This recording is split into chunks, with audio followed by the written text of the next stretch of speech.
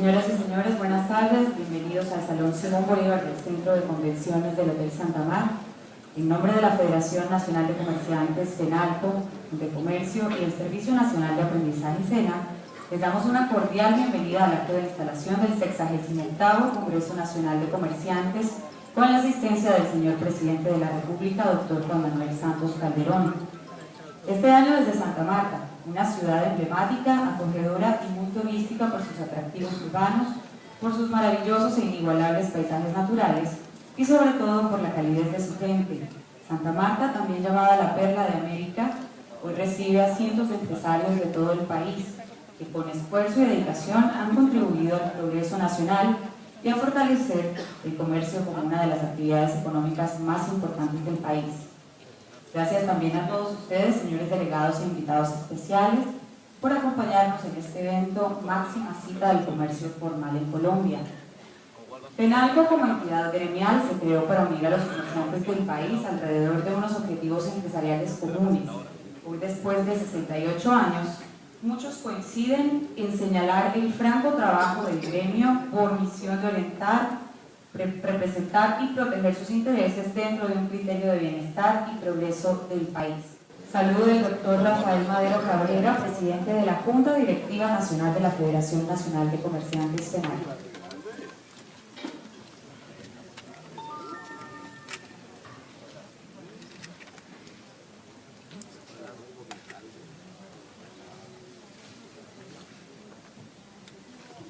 Buenas tardes. Un saludo muy especial para nuestro presidente, doctor Juan Manuel Santos Calderón. Muchas gracias por acompañarnos en el día de hoy. Doctor Guillermo Botero, presidente de la Federación Nacional de Comerciantes. Doctor Luis Miguel Cotes, gobernador del departamento de Magdalena. Doctor Carlos Eduardo Caicedo, alcalde de la ciudad de Santa Marta. Doctora Carolina García, directora ejecutiva de FENALCO Santa Marta. Doctora Cristina Plazas Michelsen, secretaria privada de la Presidencia de la República. María del Mar Palau, viceministra de Desarrollo Empresarial. Carolina Soto, viceministra general de Hacienda. Catalina Crane Arango, alta consejera presidencial para la gestión pública y privada. Doctor Santiago Rojas, presidente de Bancoldex. Brigadier General Juan Bautista Yepes, comandante de la Primera División del Ejército Nacional. Brigadier General Ricardo Restrepo, comandante de Región de la Policía número 8. Monseñor Hugo Pachini, obispo de Santa Marta. Coronel Adán León, comandante del Departamento de Policía del Magdalena. Coronel Freddy Ibaluiza, comandante de la Policía Metropolitana de Santa Marta. Presidente de la Asamblea Departamental, don Francisco José Porto Infante. Director de la Aduana de Santa Marta, el capitán Mario Orlando Navas. Miembros de la Junta Directiva y afiliados tanto de la Junta Nacional como de la seccional, mis apreciados afiliados. Les presento a todos un caluroso y muy fenalquista saludo, dándoles una cordial bienvenida a nuestro Congreso número 68, que hemos organizado para ustedes con mucho esmero. En FENALCO le apostamos hoy y siempre a Colombia. Santa Marta se ha engalanado hoy y siempre para recibir con los brazos abiertos a centenares de comerciantes provenientes de todos los rincones de la nación. El Congreso de FENALCO se convierte en una magnífica oportunidad para que entre todos los aquí reunidos podamos reflexionar sobre los retos que la actual situación de Colombia nos depara. Comparto hoy con ustedes algunas de esas reflexiones. Este es un encuentro de empresarios. El empresario es un personaje muy especial por ser el motor del progreso económico. El empresario, grande o pequeño, es el que tiene la iniciativa, el que busca los recursos, corre los riesgos, suministra empleo y paga impuestos. Tiene una evidente fuerza vital que está haciendo parte. A pesar de su importancia, La política macroeconómica no es suficiente. El gobierno también tiene que ponerle atención al mejoramiento del clima microeconómico, a las vías, a los colegios y a aquellos otros ingredientes críticos que permiten a las empresas individuales ser más productivas y, por tanto, crear riqueza. Pero para que el gobierno pueda hacer su trabajo de mejorar el ambiente microeconómico, el sector empresarial y el gobierno tienen que hablarse entre sí. Sin la orientación del sector empresarial, sin su experticia, el gobierno no puede saber qué tipo de mejoramiento será más útil para optimizar la productividad empresarial, el clima de los negocios y las relaciones laborales. Este encuentro del sector privado con el señor Presidente de la República y sus colaboradores debe ser una gran manifestación de concertación nacional. Sea esta la ocasión para expresar nuestro público reconocimiento a las superintendencias de Industria y Comercio y de Sociedades por sus actuaciones en torno a los penosos hechos que rodearon la elección de la Junta Directiva de la Cámara de Comercio de Barranquilla. Son unos funcionarios valientes que han defendido la institucionalidad de la Cámara hasta el punto que han denunciado penalmente a unos jueces de la República por sus actuaciones. Este ha sido un ejemplar antecedente que debe servir de modelo para que en ninguna parte del país se vuelvan a repetir hechos tan vergonzosos en nuestras instituciones. Reflexionemos sobre la reforma del Estatuto Aduanero. Hay un tema de fondo que nos preocupa y es la cambiante posición de la aduana frente a la legislación vigente, que depende de la interpretación del funcionario de turno, permitiendo que en la práctica aparezcan actores formales e informales en el comercio exterior. Los importadores, las importaciones y exportaciones en este siglo y el anterior se han canalizado a través de unos intermediarios aduaneros, llamados antes agentes de aduana, luego sociedades de intermediación aduanera y posteriormente de nuevo agentes de aduana. Lo anterior con ocasión de las reformas aduaneras que a la fecha se han producido, las cuales por lo general han sido sencillamente de forma y no estructurales como lo requiere el país. Antes de 1992, las operaciones aduaneras se tramitaban a través de los agentes de aduana, quienes debían constituir una póliza de cumplimiento, demostrar tener conocimientos aduaneros y obtener una licencia para poder operar. Había un formalismo adecuado para los operadores y usuarios del comercio exterior. Paralelo a esto, hubo contrabando. A partir del año 1992, mediante el decreto 1909, cualquier operación de importación y exportación se podía tramitar ante la aduana nacional por cualquier persona, sin demostración de conocimientos aduaneros, ni pólizas de cumplimiento y menos requisitos de patrimonio. Hay una liberación total en la que impera la informalidad y donde difícilmente se podía ubicar a quien hacía operaciones. Pulularon los agentes de aduana de maletín, máquinas de escribir y operando en los tenderos debajo, en los andenes debajo de los árboles cercanos a las aduanas. A partir del año 2000, con la expedición del decreto 2685, nuevamente se relegaron las sociedades de intermediación aduanera, pasando hacia un formalismo más riguroso que antes de 1992. Por la entrada en vigencia de dicha norma, se exigen patrimonios y pólizas de cumplimiento. Desde entonces, estas compañías han formalizado a los importadores y exportadores de Colombia, pero el contrabando sigue latente. Hoy anuncian otra reforma más al Estatuto Aduanero, aunque la misma se ha socializado, se han hecho observaciones que no han sido tenidas en cuenta. Con la nueva propuesta de aduana pasará de controlar los 500 agentes que hoy operan, quienes están obligados a tener un claro y específico conocimiento del cliente, para pasar a controlar 35.000 usuarios. Es evidente que no podrá ejercer dicho bien. El país ha demostrado que cuando se quiere controlar el contrabando es posible. Se derrotó el contrabando de cigarrillos en la calle y la venta de línea blanca en los años antecitos, porque hubo voluntad política. Hay un proceso exitoso en el control del contrabando en Colombia y está en la aduana de Barranquilla, donde un funcionario honesto cumple con sus obligaciones. Esta es una prueba fehaciente que no hay que variar decretos para hacer cumplir la norma aduanera. La fiebre no está en la sábana.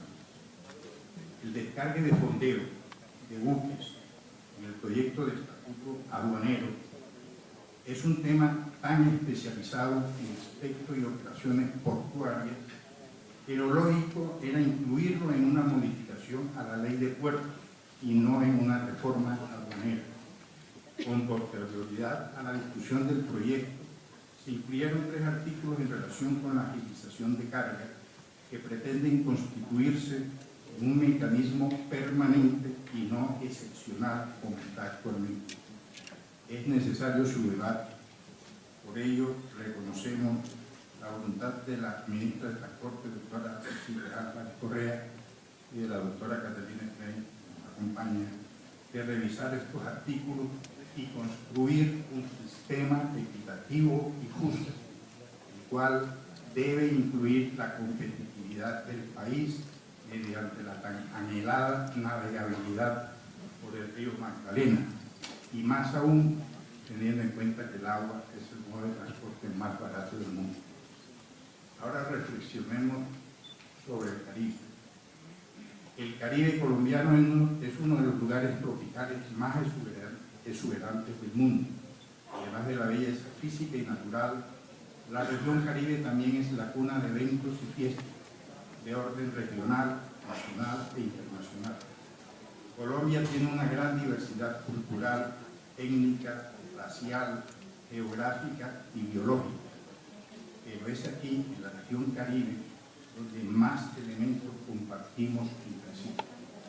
Más que en cualquier otra zona del país puede hablarse de una identidad caribe. Como lo destaca un informe reciente de las Naciones Unidas, la literatura y la música han dado buena cuenta de ello. El Macondo García Marquiano en un relato puede representar a Barranquilla o Cartagena. En otro, ser un pueblo del Magdalena, y justo en la página siguiente, convertirse en un desértico paraje de la Guajira. Al igual que un vallenato, un porro o una gaita esconden detrás de sus acordes la ancestral cumbia, común a todos los contextos. Lastimosamente, nuestra influencia en los órganos decisores centralistas no parece haber sido tan fuerte, como quiera que la costa caribe sigue ostentando el dudoso honor de ser una de las regiones más pobres, y eso que indudablemente hemos mejorado en este siglo. Algunas de nuestras poblaciones se identifican más con la tierra del olvido que con aquella tonadilla que perdona que en el mar la vida es más sabrosa. Por eso no es extraño ver que desde los mismos departamentos del Caribe haya surgido la necesidad de trabajar conjuntamente para enfrentar los problemas que aquejan a la región. El llamado Compromiso Caribe, firmado en 2007, es una muestra de esa voluntad, así como Caribe sin hambre y el trabajo conjunto alrededor del cumplimiento de los objetivos del milenio en la región. Al hablar de la competitividad de la región Caribe, es necesario resaltar la participación del PIB de la región Caribe en el PIB total, dado que en el 2001 fue de 14.7% y en el 2010 se situó en el 15.1%. La región, en lo corrido de este siglo, se ubica como la segunda con mayor contribución al PIB nacional. La encuesta trimestral del empleo del DANE nos revela buenas noticias para la costa caribe, como quiera que sus principales ciudades ostentan tasas de desempleo inferiores al promedio nacional, Barranquilla es actualmente la ciudad con menor tasa de desempleo, con un 8.3% para el trimestre abril-julio. Aquí, en Santa Marta, también es de un dígito, más exactamente el 9.7%. Quiero resaltar que el sector de mayor dinamismo en la costa caribe, en cuanto a la generación de empleo se refiere, es precisamente el de comercio, restaurantes y hoteles.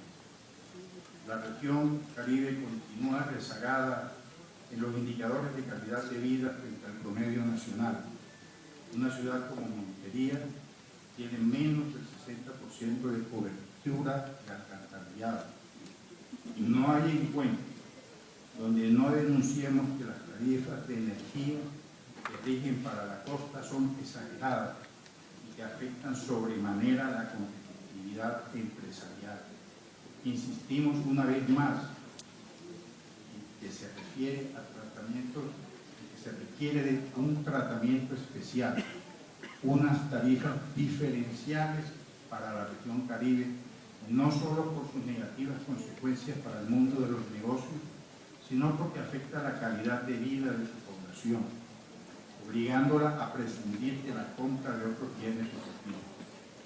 Los costeños somos dados a culpar al centralismo de todos nuestros males, pero ya hemos comenzado a admitir nuestras responsabilidades. El centralismo es más consecuencia que causa de nuestros problemas de atraso. Interesante la respuesta que dio el investigador de Harvard, James Robinson, cuando le pidieron su opinión sobre el flagelo del centralismo que tan postradas tenía a las regiones de Colombia y si consideraba a Colombia como un país centralista.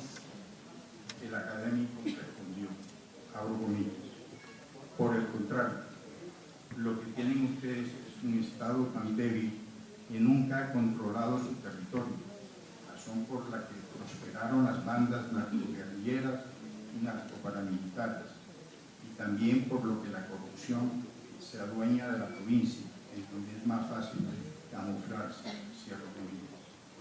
Los recursos con los que cuenta la región para realizar las inversiones necesarias para el logro de los objetivos del milenio, para ponernos medianamente al día en materia de infraestructura, siempre serán insuficientes.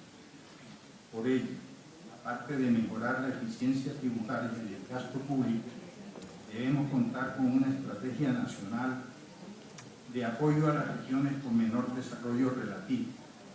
Eso, señor presidente, se lograría con la creación de una especie de fondo de compensación regional que permita canalizar recursos hacia las zonas más rezagadas del país para financiar proyectos sociales y de infraestructura.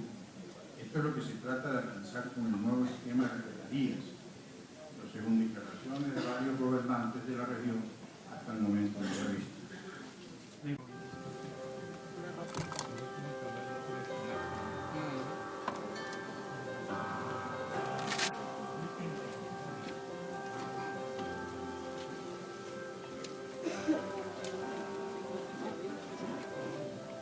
Cuando la palabra FENALCO se menciona, no es casualidad que la relacionen con los representantes del comercio.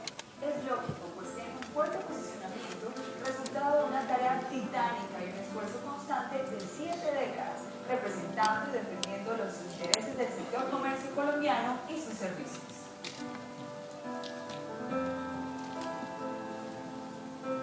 FENALCO tiene clara su misión. Su interés principal es Colombia y hace todo lo que esté a su alcance para impulsar la fuerza que la hace crecer, ayudándole a su desarrollo sostenible, promoviendo la competitividad empresarial y convirtiéndose en un foro de pensamiento y reflexión sobre los desafíos de nuestra patria.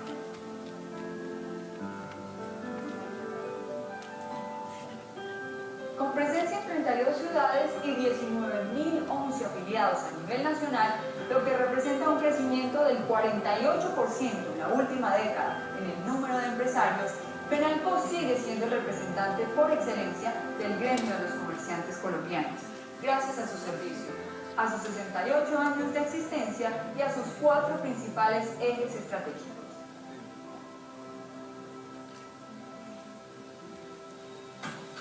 FENALCO, liderada por Guillermo Botero Nieto en la presidencia nacional durante 10 años, cuenta también con la gestión de los directores ejecutivos de cada una de las seccionales que se ubican a lo largo y ancho del país.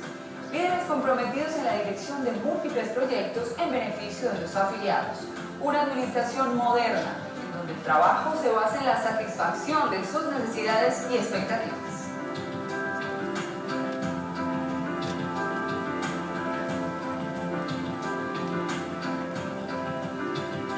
Aumentar la competitividad de los afiliados es otra de nuestras tareas prioritarias y para ello, FENALCO dedica parte de sus esfuerzos a la ejecución de diferentes convenios de capacitación, sensibilización y formación que hacen un aporte significativo al fortalecimiento del sector comercio y servicios.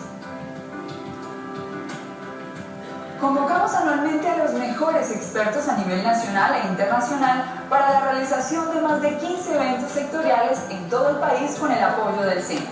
Adicionalmente, cubrimos más de 100 acciones de formación en todas nuestras seccionales, entre seminarios, diplomados, charlas, simposios y foros dirigidos a los afiliados.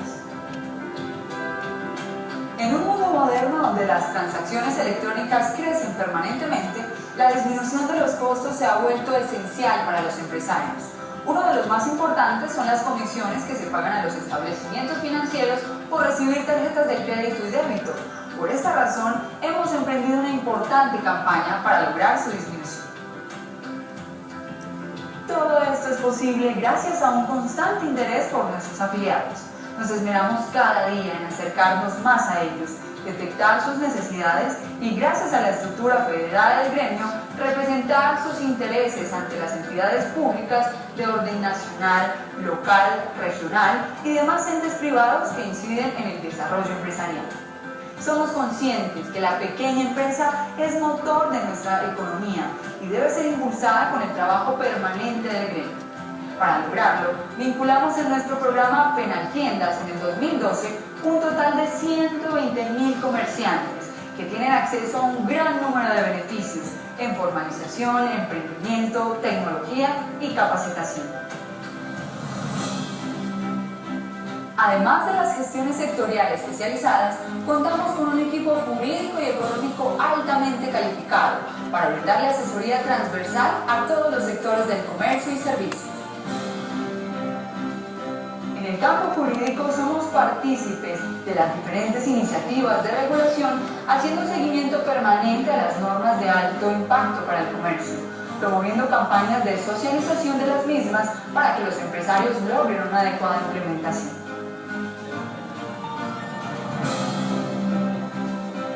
FENALCO construye y provee de forma permanente información clave en el campo económico para la toma de decisiones empresariales, que permiten implementar acciones para aumentar las ventas y optimizar los procesos.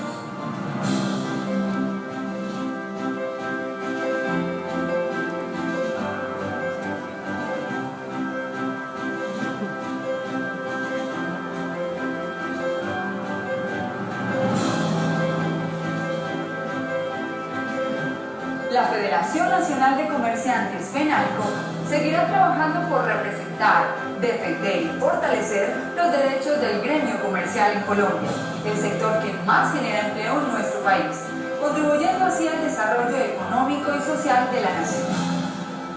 FENALCO, el gremio al que pertenecen los grandes, los pequeños, los emprendedores, los mejores.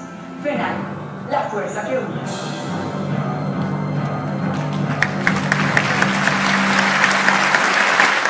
A continuación se dirige a ustedes el doctor Guillermo Botero Nieto, presidente de la Federación Nacional de Comerciantes, FENALCO.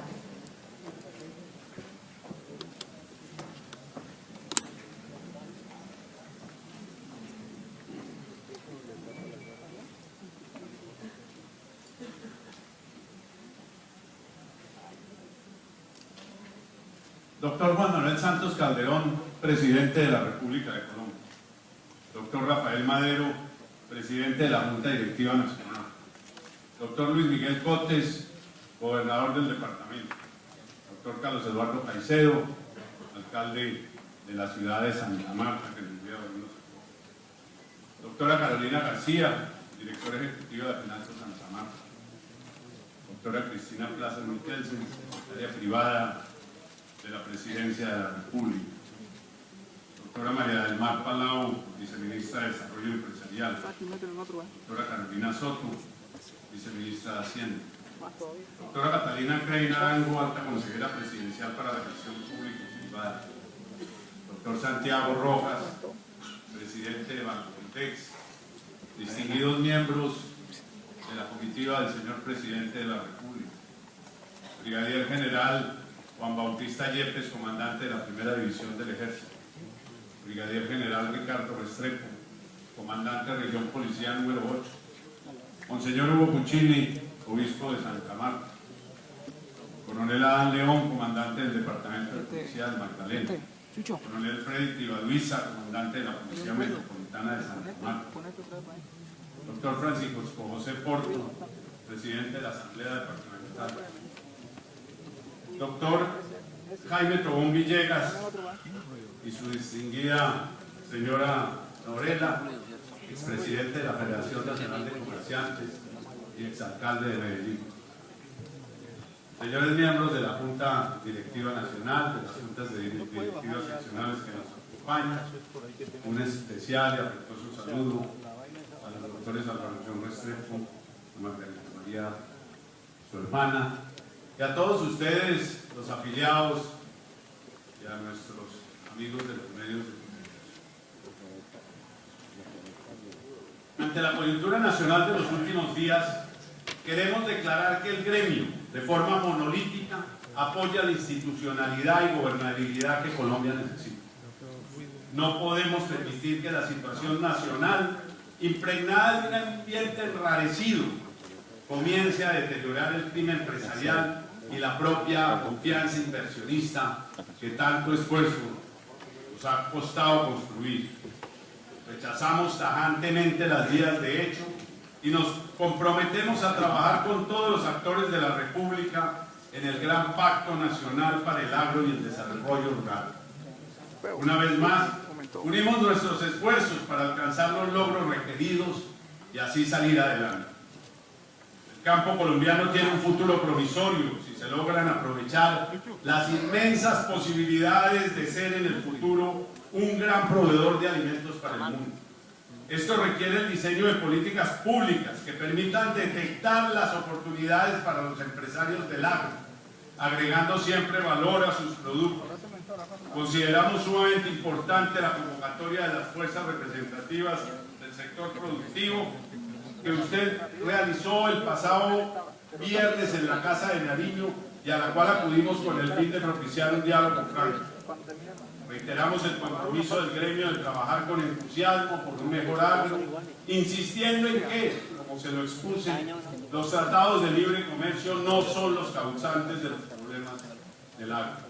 Las importaciones de leche las venimos realizando desde hace más de 20 años por ser un elemento indispensable de la industria alimenticia, y lo mismo sucede con la papa, la cual siempre llega procesada, homogeneizada y lista para el consumo humano, procesos industriales que lamentablemente en Colombia son muy incipientes y que tendrán que hacer parte de esa gran política de transformación rural que usted viene planteando, señor presidente. Para un correcto desarrollo de dichos tratados se requieren visas. Yo sé que usted lo logrará. También hoy queremos extender un cordial agradecimiento a las autoridades departamentales y distritales, a los empresarios de la ciudad aquí presentes, quienes han prestado su colaboración para la realización de este congreso.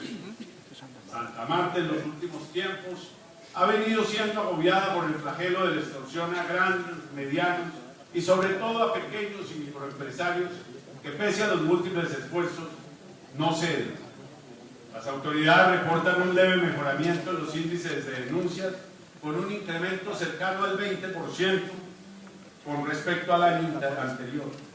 No obstante, en valores absolutos, sigue siendo un número irrisorio de 31 casos denunciados a lo largo del año, contrastando con la realidad latente, al observar organizaciones dedicadas a la microextorsión y hurtos a establecimientos comerciales. Este asunto lo ampliaremos el día viernes con el ministro de Defensa, quien nos acompañará. Hay un ruido, sí. El comercio es un sector que, en lo corrido del ciclo, ha experimentado un acelerado proceso de transformación, modernización y tecnificación. La llegada de empresarios del exterior ha creado un ambiente de sana competencia en beneficio del consumidor y de la calidad de vida de los colombianos. Ahora bien, no hay tercer mundo en el comercio. Los almacenes de gran y regular tamaño, instalados aquí en más de 40 ciudades, compiten con sus homólogos de países europeos, de Estados Unidos y del sur del continente. El DANE revela que la innovación en procesos o en productos es incorporado por las empresas colombianas gracias a los congresos sectoriales de las asociaciones de empresarios. El comercio es fundamental para el país, tanto por su participación en el PIB como por el número de personas que emplean. Nuestro sector, conformado por cerca de 1 millón de establecimientos, ha generado en su gobierno, señor presidente, 782.000 empleos, y 1 de cada 4 colombianos está hoy ocupado en el comercio. Es gracias a este que se están alcanzando las metas de generación de empleo contempladas en su plan de desarrollo. Las ventas han perdido dinamismo en este año y su crecimiento asciende apenas a un modesto 2.88%. En el primer trimestre, el crecimiento económico fue de apenas 2.8%, lo cual ha llevado a los analistas y al propio Banco de la República a bajar sus proyecciones para el año completo.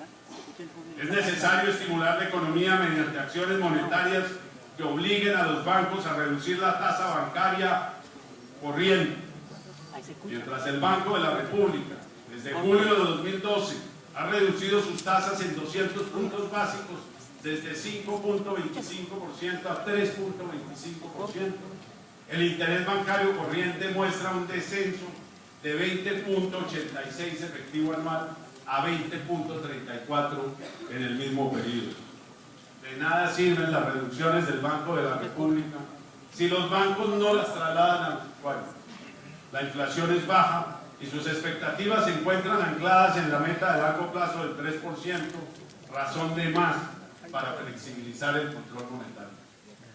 Es imposible hacer patria con tasas de interés que superan 25 puntos a la inflación. No parece lógico que los bancos cobren a los tarjetavientes una tasa efectiva anual superior al 30% y mucho menos que la tasa de usura se fije cada 3 meses, a pesar de las promesas del ministro Cárdenas de hacerlo mensualmente. Ahí mejoró. Desindustrialización, una realidad.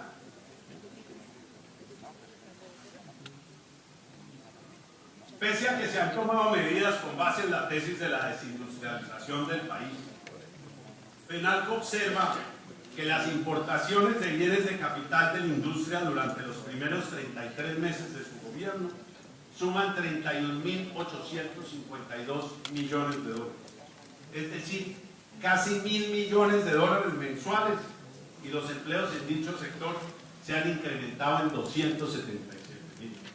Asimismo, los consumos de energía no regulada presentan generalmente incrementos constantes mes a mes. Llaman la atención estas cifras, sobre las cuales las autoridades económicas poco han indagado.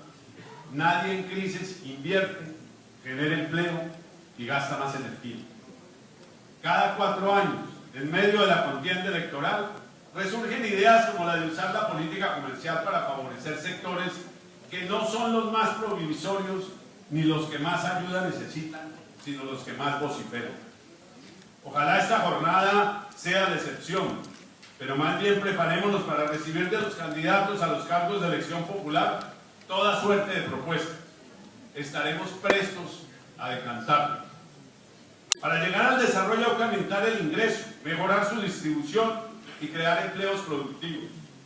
Es complejo alcanzar niveles más altos de progreso si perdemos el camino creyendo que los sectores económicos que menos crecen son los que requieren mayor protección. En Estados Unidos, el sector emergente de nuevas tecnologías de la información ha recibido más cuidado y protección que el sector automotriz, uno de los más tradicionales y emblemáticos del sueño americano. Detroit, hoy en quiebra, es un lindo recuerdo. Hace 6 años, el debate se centraba en cómo rescatar y conservar las plantas industriales. Hoy se habla de cómo preparar el escenario para liderar el mundo en nuevas tecnologías e innovación hacia otros horizontes. Hace menos de 6 meses, 8 estados de los Estados Unidos divulgaron estrategias que descartan el eslogan "Salvemos a la manufactura" y redireccionaron su pensamiento y su acción hacia liderar lo que se avecina, incluyendo la robótica, la nanotecnología y el uso de materiales avanzados. Gracias al dinamismo propiciado por el comercio, las industrias han mejorado su competitividad y han podido pensar en dar el salto hacia la conquista de exigentes mercados internacionales.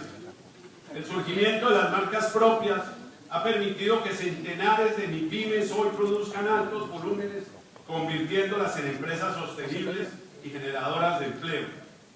Si sumamos las ventas de marca propia en el país, estas equivaldrían a las de la segunda cadena más grande de comercialización de nuestro mercado. Sí hay progreso. En 2002, la revista Newsweek, al efectuar un prospecto de la geopolítica, consideró altamente probable que para 2012 los colombianos estaríamos resistiendo, comillas, los ataques de morteros en las ciudades en medio de la desesperanza nacional y de la confusión internacional. Hicimos bien la tarea.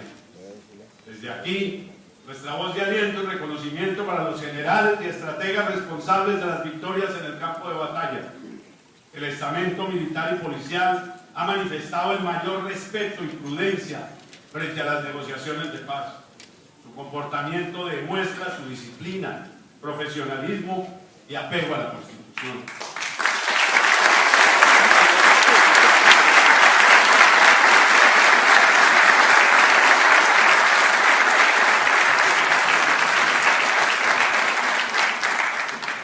Son muchos los motivos de admiración y afecto que expresamos a estos héroes de la patria.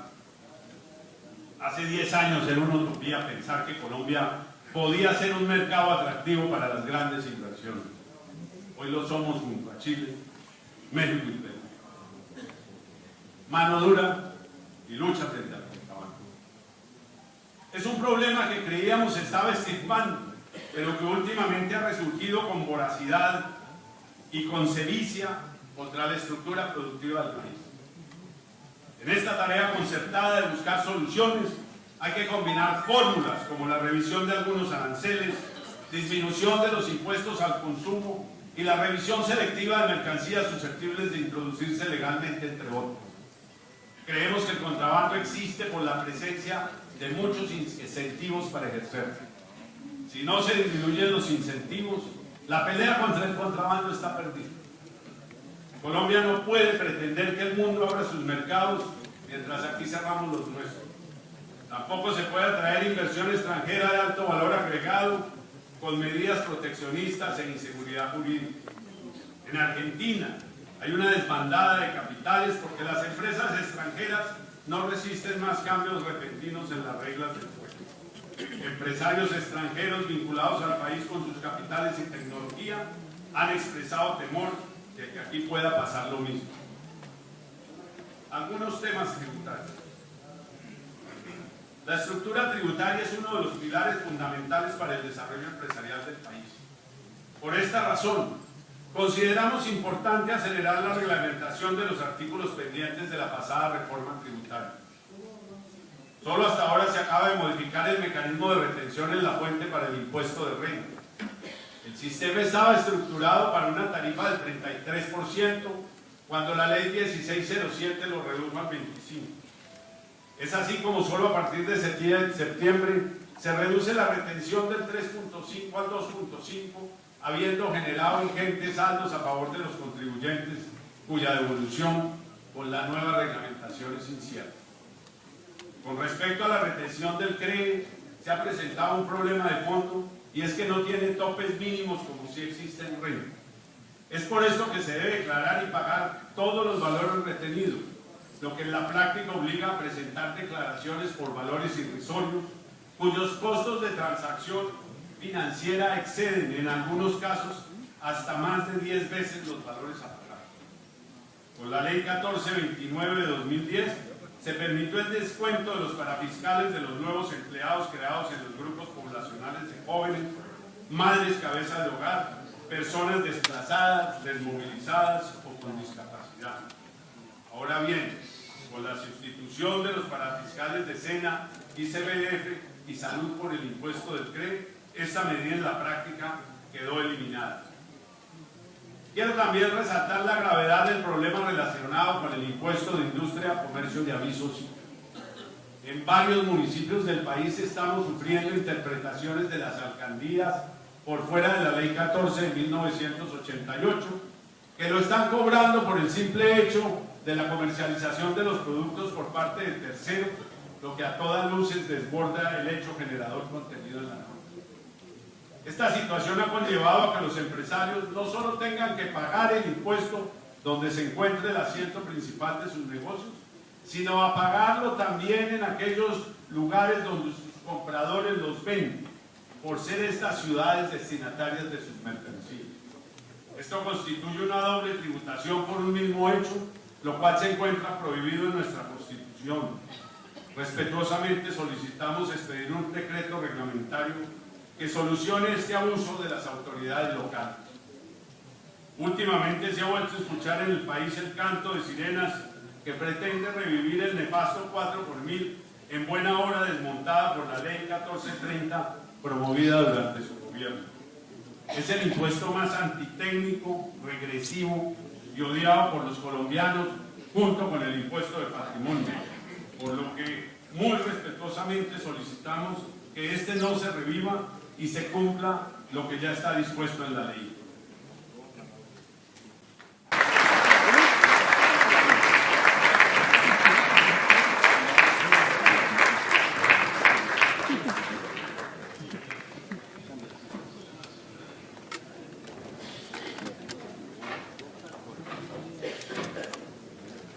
Señoras y señores, a continuación se dirige a ustedes el señor Presidente de la República, doctor Juan Manuel Santos Calderón.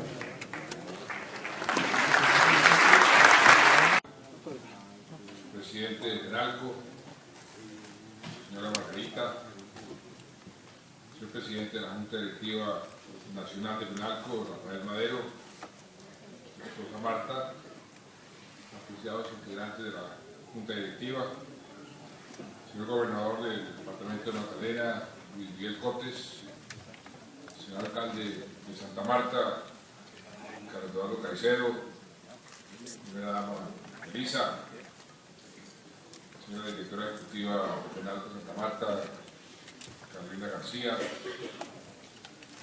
honorable representante de la Cámara, Eduardo Díaz Granados, altos funcionarios del Gobierno Nacional,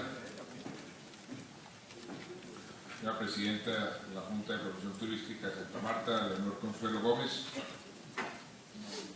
honorables magistrados que nos acompañan el día de hoy, señores comandantes regionales de las fuerzas militares de la Policía Nacional, señores presidentes, directores, gerentes y representantes de las empresas afiliadas a FENALCO, conferencistas y invitados especiales, Álvaro y Margarita Restrepo, señor Jaime Tobor, su señora Norela, un saludo especial, amigos de los medios de comunicación, amigos todos. Muchas gracias, doctor Potero y doctor Madero, por sus palabras, por sus reflexiones. Tenga la seguridad, mi querido Guillermo, de que hemos tomado atenta nota, no solamente este servidor, sino todos nuestros funcionarios y funcionarias, de las inquietudes que usted plantea.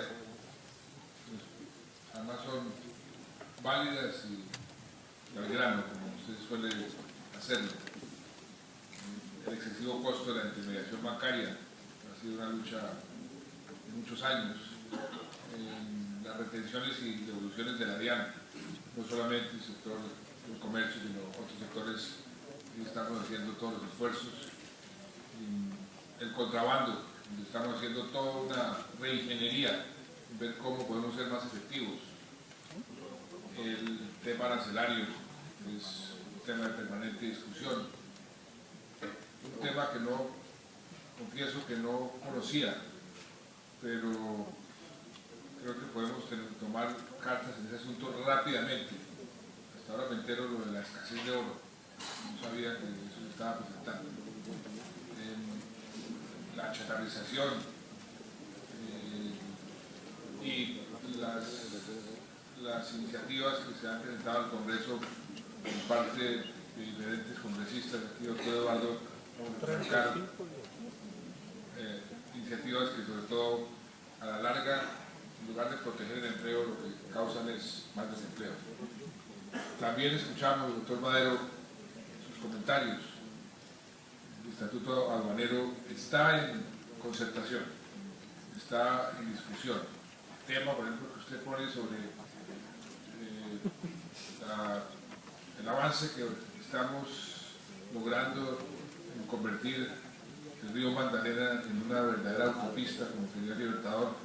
Eso es un sueño que llevábamos 200 años, lo estamos haciendo realidad y tenemos que adaptarnos a esa nueva realidad y ver cómo podemos salir todos mejor librados. Y eso se hace sentándose, discutiendo, concertando. Y con algo que usted mencionó, muy importante, siempre tener en cuenta la competitividad. Y muy particularmente, doctor Botero, quiero agradecerle a usted y a todo este importante premio, el apoyo que usted acaba de expresar a la institucionalidad y a la gobernabilidad de nuestro país. Y usted bien lo ha dicho, FENALCO ha estado siempre presente, representante de miles de comerciantes en todas las situaciones, y estuvo presente en la manifestación que tuvimos todo el sector productivo hace unos días, en donde también se tomaron decisiones importantes de este frente. Les agradezco su respaldo, porque es un respaldo al país. Es una coyuntura sin duda compleja, difícil, estamos atravesando una tormenta, pero de esa tormenta tengan ustedes la absoluta seguridad que vamos a salir fortalecidos. Yo fui marino, me enseñaron a navegar. Cuando uno tiene un puerto de destino y sabe para dónde va, se presentan todo tipo de problemas, todo tipo de obstáculos, pero si uno mantiene ese puerto de destino, mantiene el rumbo y persevera, generalmente al final de la tormenta o de las tormentas, porque generalmente son varias, el viento sigue la popa, seguimos avanzando. Los orientales en el curso de la historia han sabido convertir las crisis en oportunidades, y eso es precisamente lo que creo que podemos hacer como sociedad, como país, ante las inquietudes, las protestas, por ejemplo, las protestas recientes de los campesinos.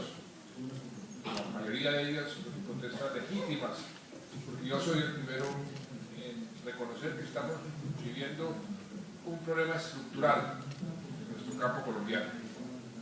Colombia ha vivido por décadas de espaldas a su propio campo, y lo que estamos haciendo ahora es corregir esta situación con medidas de carácter inmediato, otras que van a requerir mucho más tiempo, reformas legales, y para eso tenemos que trabajar juntos.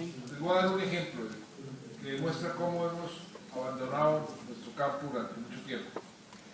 Con la ley de reparación de víctimas y restitución de tierras para los campesinos que fueron desplazados por la violencia. Cuando pusimos en marcha la ley, nos encontramos con una situación realmente absurda en un país con vocación agrícola como el nuestro. No había jueces agrarios. Nos tocó capacitar durante muchas semanas a diferentes jueces en el tema agrario. No teníamos ni siquiera jueces agrarios. Y estamos en mora de articular e implementar una verdadera política agraria, porque parte del problema fundamental de este frente es que en el país no había política. Y necesitamos una política que corrija las inequidades, las ineficiencias en el tema de la tierra y que permita sobre todo a nuestros agricultores ganar competitividad y por consiguiente ganar una mejor calidad de vida. En el gobierno hemos construido un proyecto de ley de desarrollo rural muy bien discutido, que está en consultas previas todavía, pero sabemos que tenemos que ir muchísimo más allá y se nos presentan todo tipo de oportunidades. Tenemos el tema de los bandidos, tenemos el tema de la llanura, el tema de la competitividad, el tema de la reforma institucional del sector agrario. Y todo eso lo podemos utilizar para generar una transformación positiva de nuestro agro. Y a eso apunta lo que usted mencionaba, este gran pacto nacional por el agro que estamos convocando para el próximo 12 de septiembre para que iniciemos la discusión entre todos, campesinos, empresarios, todos los involucrados en este tema tan importante.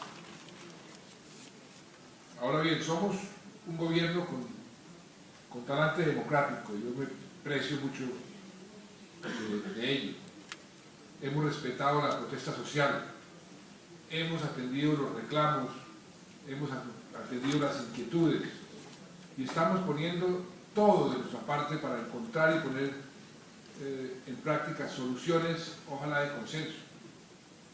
A los campesinos y a otros sectores que tienen problemas, los hemos escuchado, los estamos escuchando permanentemente y estamos respondiendo con propuestas, con soluciones concretas. Ministros y altos funcionarios del gobierno están ahora mismo en esa tarea del diálogo, de concertación, que es como creo yo se deben resolver los problemas. La vida siempre se presenta problemas y hay que resolverlos.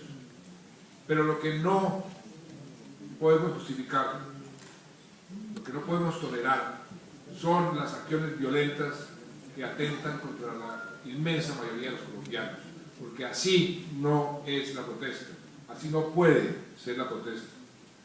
Por eso hemos ejercido y seguiremos ejerciendo toda la autoridad que sea necesaria para que las protestas mantengan su carácter pacífico y no vulneren los derechos de los demás colombianos. Las instrucciones que le he dado a la fuerza pública han sido muy claras. Protejan los derechos humanos de los manifestantes, su derecho a protestar, parte fundamental de nuestra democracia, pero también protejan los derechos humanos de nuestros miembros de las Fuerzas Armadas y también los derechos de los millones de colombianos inocentes que sufren por las vías de hecho. Muchas veces es un balance delicado que tenemos que lograr y lo haremos mucho mejor con el apoyo de gremios como FENALCO. Por eso les agradezco esta manifestación, porque ustedes, los comerciantes, como los industriales, como los colombianos de bien, todos están siendo afectados directamente por estas acciones. De eso somos muy conscientes y con más razón ustedes también deben ser parte de la solución. Hoy FENALCO nos invita a hablar sobre las nuevas realidades de la nación. No vamos a ocultar, ni podemos hacerlo, los retos que aún nos quedan por superar en Colombia, aspectos como la pobreza, el empleo, la seguridad. Pero lo cierto, como decía el doctor Botero, es que el país fallido que se aventuraba hace 10 años es hoy un país que se alejó de ese diagnóstico fatal y tiene muchas razones para creer en un mejor futuro.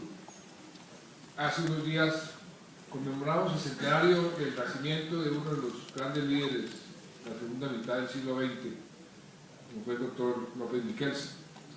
Yo recordé en mi discurso que el propósito de su mandato, él lo sintetizó en 3 palabras: cerrar la brecha.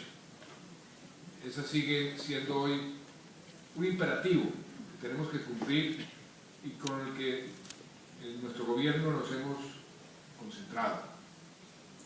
Estamos decididos a cerrar las brechas entre los colombianos de mayores y de menores ingresos, entre el campo y la ciudad, conscientes de lo que falta, por supuesto, pero podemos decir que hemos avanzado mucho. Somos el país de América Latina, salvo Perú, donde más se ha disminuido la pobreza en términos porcentuales. Y ya cumplimos la meta que nos habíamos puesto para los 4 años. Y algo mucho más significativo, no solo avanzamos en la reducción de la pobreza, sino que somos también, con excepción del Ecuador que nos ganó, el país de la región donde más se ha disminuido la desigualdad. Después de décadas, desde que se comenzaron a construir las cifras en los que la economía crecía, pero ese crecimiento beneficiaba más a los ricos que a los pobres, lo que yo he llamado una tendencia perversa de la desigualdad. Hoy vemos que el ingreso de los más pobres está creciendo más rápido, 6 veces más rápido que el ingreso de los más ricos. Y eso es lo que nos ha permitido romper esa tendencia. Y eso se traduce en mayores ventas para los comerciantes, porque hay más colombianos con trabajo, hay más colombianos con capacidad de consumo. Lo que estamos creando con estos programas sociales, con los programas de vivienda, con los programas de educación, con los programas para generar empleo, es una clase media más fuerte, una clase media más grande, más pujante, la clase media que es el símbolo de las sociedades prósperas. No les voy a agobiar con resultados y balances de gobierno, pero los invito a que reflexionen sobre lo que significa para el país, para nuestra economía, para su sector, hechos como los siguientes: que todos los niños y jóvenes que estudian en colegios oficiales no paguen un solo peso por su motivo, que los estudiantes de bajos recursos con préstamos del ICETEX están pagando 0 interés real y que se les condona una 4ª parte de su deuda solamente por graduarse. Que 100.000 familias de los más pobres de los pobres tengan acceso a una casa propia y digna, como nunca antes habían soñado. Y que otras 100.000 familias en el campo también construyan lo mejor en su casa, con un subsidio total del gobierno, es decir, también gratis. Que las familias de clase media estén comprando vivienda a una tasa del 7 o menos %. ¿Quién se iba a imaginar que una economía como la nuestra, un país como el nuestro, alguien pudiese tomar un préstamo para comprar una casa o un apartamento de clase media entre 80 y 200 millones pagando menos del 7% de interés? Que 18 millones de colombianos de menores recursos que antes pagaban impuestos de renta vía la retención, hoy no paguen ningún impuesto. 18 millones y medio de colombianos. Que cerca de 60.000 familias campesinas hayan formalizado su propiedad sobre más de 2 millones de hectáreas. Que las víctimas están siendo indemnizadas, llevamos más de 260.000 víctimas indemnizadas, y los campesinos despojados están ya recuperando sus tierras. Que más de 2,5 millones de colombianos que no lo tenían, tengan hoy servicio de acueducto o servicio de alcantarillado. Que el próximo año todos los municipios del país estén conectados con fibra óptica y la mitad de los hogares en Colombia tengan internet de banda ancha. Que las regalías que antes beneficiaban a solo 9 departamentos hoy llegan a todos los departamentos y al 99% de los municipios para inversiones sociales e infraestructura. Que estemos construyendo dobles calzadas, al mismo ritmo que lo hacía España en su mejor momento. Este año vamos a construir 300 kilómetros de dobles calzadas. El año pasado construimos 200, el año antepasado 100. Porque es que hoy comiencen a abrirse las licitaciones de las grandes concesiones viales que van a cambiar la faz de Colombia en materia de infraestructura. Nada de esto son anuncios. Todo eso está pasando. Y son solo unos pocos ejemplos que nos demuestran que este es un país que se transforma, un país que trabaja para cerrar las brechas y que está construyendo nuevas realidades.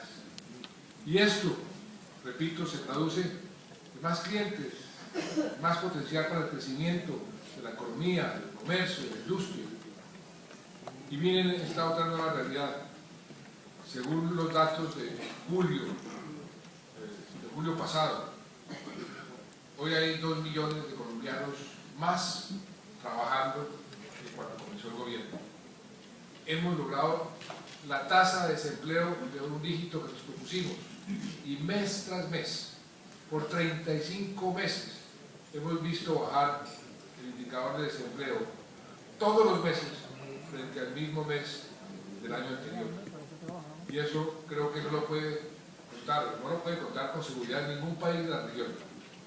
Y creo que no lo puede contar ningún país del mundo. Somos el país que más empleo ha generado de toda América Latina. Yo hoy quiero agradecerles a ustedes porque su aporte a la generación de empleo ha sido fundamental, como mencionó Guillermo. 1 de cada 4 colombianos que trabaja lo hace en el sector comercio. Y juntos, con el apoyo de FENALCO, de las cámaras de comercio, y qué bueno que se haya resuelto finalmente, doctor Madero, ese lío que teníamos en la Cámara de Comercio de Barranquilla. Pero fíjese cómo paga perseverar y aplicar la autoridad y aplicar la ley, como Dios manda. Estamos haciendo que ese empleo, el empleo se convierta, que es algo muy importante, en empleo formal, que por primera vez desde hace mucho tiempo, desde el año 94, el empleo formal está creciendo más rápidamente que el empleo informal. Y el empleo formal es un empleo digno, estable, con todas sus prestaciones. Hay que resaltar que gracias a la llamada ley de primer empleo, más de 630.000 empresas han obtenido beneficios para formalizarse o por emplear jóvenes, empresas que han generado a su vez cerca de 450.000 empleos formales. Y sigamos hablando de las nuevas realidades de la nación, esta vez en el entorno económico. La economía colombiana ha crecido estos 3 años en un promedio cercano al 4.9%, tercero de América Latina. Este año yo pienso que podemos alcanzar el 4%, así también lo piensan los expertos y los economistas del Banco de la República. Tuvimos unos meses malos, pero fíjese cómo cambian las situaciones. Cuando yo era ministro de Hacienda hace 13 años, un crecimiento del 2% era una maravilla. Eso era algo que soñábamos, con un crecimiento del 2%. Hoy un crecimiento del 2.8% nos parece mal. Pero eso está bien, porque tenemos que ser cada vez más ambiciosos. Y gracias a eso, y al importante crecimiento en el recaudo y a la confianza, porque el recaudo aumentó casi 50% en 2 años, hoy tenemos la tasa de inversión más alta de nuestra historia. Y eso es lo que va a garantizar un crecimiento alto hacia el futuro. Alta inversión hoy, mayor crecimiento mañana. En cuanto a la inflación, que yo lo he dicho muchas veces, es el impuesto más regresivo, es el más costoso para los pobres. La inflación le roba poder adquisitivo al que solamente tiene un ingreso. En cambio, paraliza los activos, y ¿quién tiene los activos? Pues los más pudientes. Pues hoy ronda por el 2%, la más baja en por lo menos medio siglo. acaban de entregar las cifras de la inflación de precios al productor, que es una cifra que antecede la de los precios al consumidor. La cifra es 0 y eso quiere decir que vamos a mantener una inflación baja, y yo espero, doctor Botero, que eso podamos utilizarlo en la próxima Junta del Banco de la República para bajar los intereses aún más. Y algo muy importante es la responsabilidad fiscal. Gracias al acto legislativo que el Congreso de la República nos aprobó, que llamamos de sostenibilidad fiscal, y la ley de regla fiscal, nos autoimpusimos una disciplina, una camisa de fuerza, para evitar que hacia el futuro tengamos que vivir otra vez crisis que nos retrasan décadas de desarrollo. Hoy las finanzas públicas pasaron de 18 billones de pesos de déficit, así recibimos la economía. El año pasado tuvimos un superávit de 2 billones de pesos. ¿Y esto qué significa? ¿Esto en qué se traduce? Mayor confianza. Confianza en un país que hace las cosas bien, o por lo menos así lo están percibiendo los inversionistas, los que compran nuestros bonos. Estamos pagando las tasas más baratas en nuestra historia. Y un país que se refleja en que su riesgo, el riesgo país, cada vez es más bajo, y que las calificadoras de riesgo nos aumentan su calificación cada vez más. Y es bueno constatar en este Congreso que el sector comercio sigue creciendo, así sea con menos dinamismo. En el primer semestre del año el incremento de las ventas del comercio minorista fueron cercanas al 3%, que sube al 4.3% si le quitamos vehículos y motocicletas. Y este crecimiento se ha convertido, por supuesto, por eso es tan importante, en bienestar para miles de familias colombianas. Pues el personal ocupado por el comercio aumentó, como usted lo dijo, 4.1% en los primeros 6 meses, con un mayor porcentaje de aumento en el personal permanente. O sea, es un crecimiento sano, lo que es una señal muy positiva. Somos un país que crece, que ha ingresado ya a la categoría de los países de ingreso medio, y en medio de ese crecimiento hay sectores, por supuesto, que le van mejor que a otros. Eso es normal, eso es lógico. Es como los adolescentes. Los huesos a veces no se ponen de acuerdo en la carrera de crecimiento hasta que se estabilizan al fin cuando llegan a la edad adulta, porque a veces duele crecer, genera distorsiones, genera contradicciones, y eso es lo que también tenemos que acostumbrarnos. Algo así nos ha pasado con la industria y con el agro, que no ha crecido al mismo ritmo de otros sectores de la economía. Para eso diseñamos un plan que llamamos el PIPE, el Plan de Productividad para la Promoción de la Productividad y el Empleo, con inversiones de cerca de 5 billones de pesos. Y para eso también va a ser el gran Pacto Nacional para el Agro, que vamos a lanzar y a poner en marcha. Pero yo estoy totalmente de acuerdo con el doctor Botero. No podemos caer en el estribillo de la desindustrialización. Sin desconocer problemas, sin desconocer obstáculos internacionales o internos en los que estamos trabajando. Lo cierto es que el PIB industrial durante el gobierno ha crecido un 4.3%, y las exportaciones industriales han crecido un 18%. Y si usted me permite, voy a seguir usando las cifras que usted mencionó aquí, que son bien dicientes y bien interesantes. Lo que estamos viviendo más bien es una transición. Unas empresas cierran, otras se crean, algunas se transforman, otras se expanden.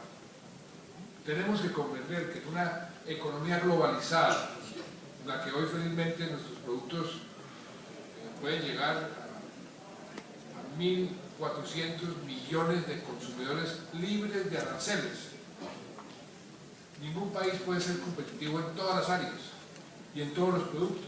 Por eso tiene que acomodarse. Nuestra tarea como nación, tal como la asumieron en su momento países como Corea, es identificar nuestros sectores más competitivos, desarrollarlos, qué cadenas realmente podemos fortalecer. Por ejemplo, con el programa de transformación productiva que desarrolla y que adelanta el Ministerio de Comercio Exterior. Por eso me gustó el eslogan que nos propone el doctor Botero, liderar lo que se avecina. Eso es muy apropiado y así hay que, con esa mentalidad hay que obrar. Eso es lo que debemos hacer en Colombia y a lo que apunta también nuestra política de innovación. Y no cabe duda, queridos comerciantes, de que en medio de la coyuntura, con los naturales dolores del crecimiento, con los problemas que tenemos, que no los estamos escondiendo, que los vamos a ir solucionando, vivimos nuevas realidades como nación, realidades positivas que nos tienen, por ejemplo, a las puertas de entrar a la OCDE. Ya tenemos la invitación formal. Eso lo logramos en apenas 2 años. Un país que hizo su tarea más rápido y de forma más efectiva en toda la historia de ese grupo de países con las mejores prácticas del mundo, o que estemos liderando junto con México, con Perú, con Chile, el proceso de integración más ambicioso en la historia de América Latina, que ha generado un interés inmenso por parte del mundo entero. ¿Qué tal Estados Unidos manda a su vicepresidente a decir, queremos ser observadores de su grupo? Están cambiando las cosas. Están cambiando las cosas para bien. Pero nos falta algo, queridos amigos comerciantes, nos falta algo. Y con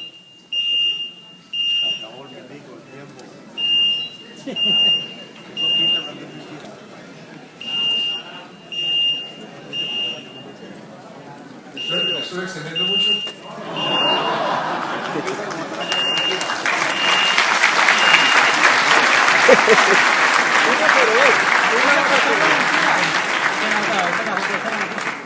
Nos falta algo y con este tema termino.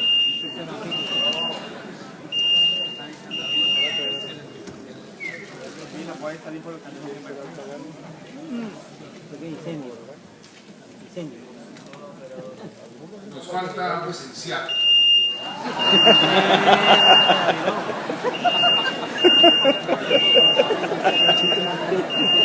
Se la veló.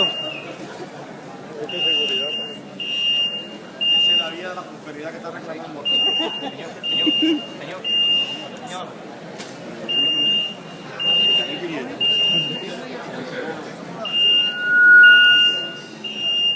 Esa es la vía de la prosperidad.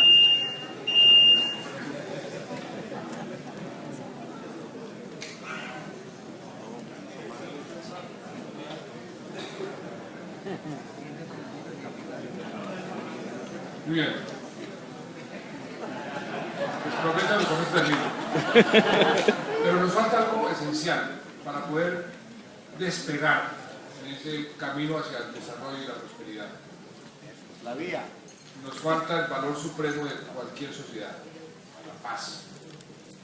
Nada, absolutamente nada es más importante para Colombia, para nosotros, que la paz.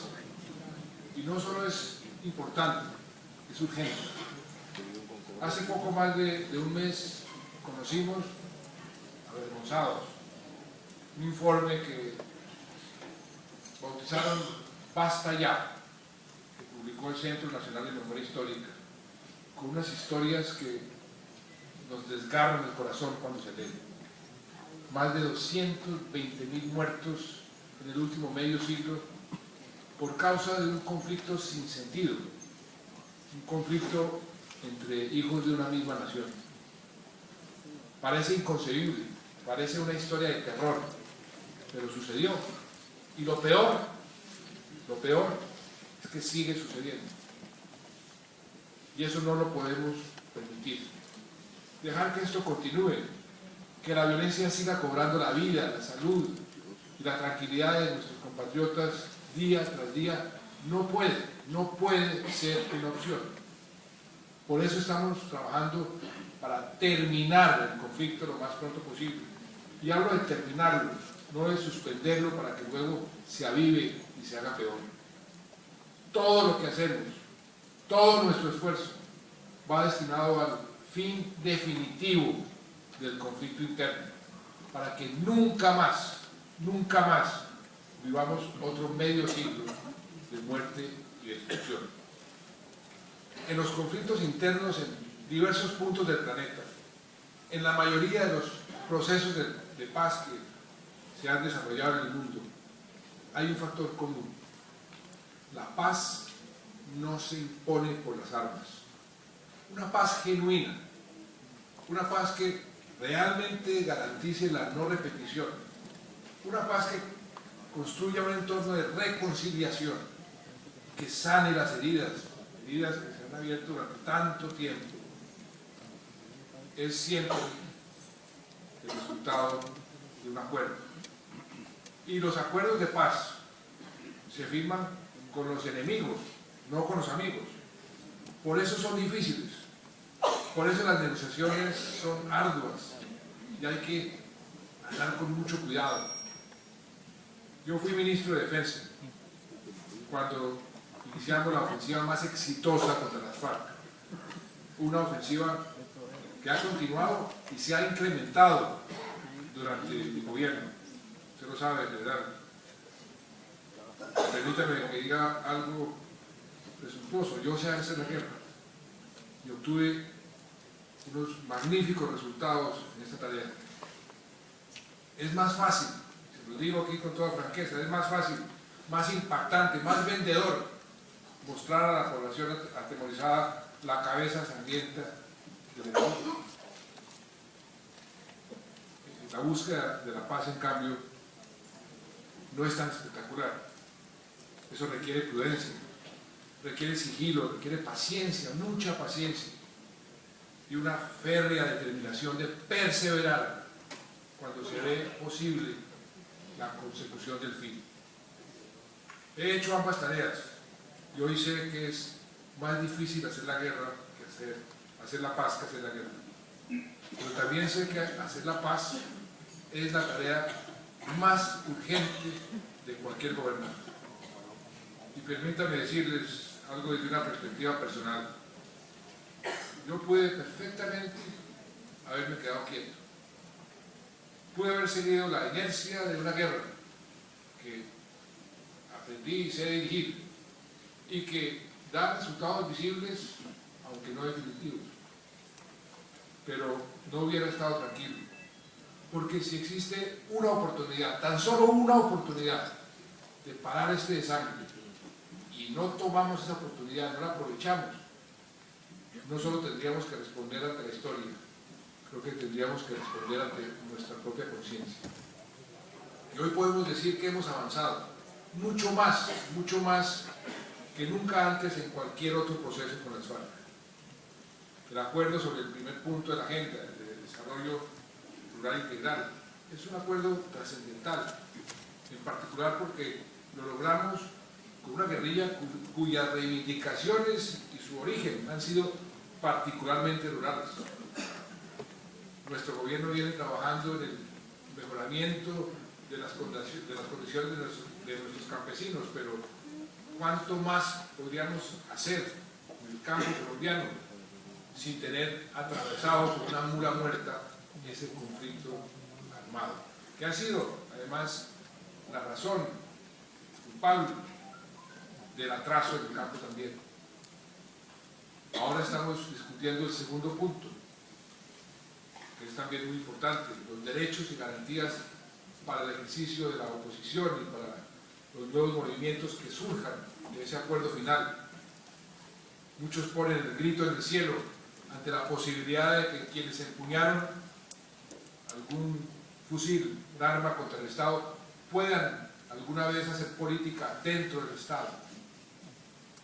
Pero es que de eso precisamente se trata la paz, de cambiar las balas por los votos y de que quienes tomen esa decisión tengan las garantías para participar en la democracia, de romper para siempre ese vínculo funesto entre política y armas. Podríamos proseguir la guerra sin hacer el esfuerzo de la paz, y en algunos años, después de muchos miles de muertos más, después de muchos miles de heridos más, nos impondríamos de pronto, totalmente sobre el enemigo. Pero creo que hablo en nombre de la inmensa mayoría de los colombianos, y creo que hablo en nombre de ustedes, los comerciantes, cuando digo que no queremos esperar algunos años más, no queremos esperar miles de muertos más, no queremos que sigan produciendo miles y miles de víctimas más. Queremos el fin del conflicto, y si lo podemos lograr a través del diálogo, sin renunciar mientras tanto a la ofensiva militar, que la ofensiva militar en estos 3 años ha sido contundente, pues debemos intentarlo. Sabemos que buscar la paz implica muchos riesgos. Yo era totalmente consciente de eso desde el primer día que tomé esa decisión, pero unos riesgos que son en todo caso menores a continuar la guerra sin ninguna esperanza. En nuestro caso hemos minimizado esos riesgos, no hemos despejado 1 centímetro del territorio nacional, no nos hemos distraído de la gestión del gobierno, no hemos acordado agendas eternas, no hemos dejado de combatir a la guerrilla. Y recuerden algo muy importante, serán ustedes, serán los colombianos quienes decidan si aceptan o no los acuerdos que se logren. Nada se pondrá en práctica a espaldas o en contravía de los ciudadanos. Y hoy los invito a perseverar.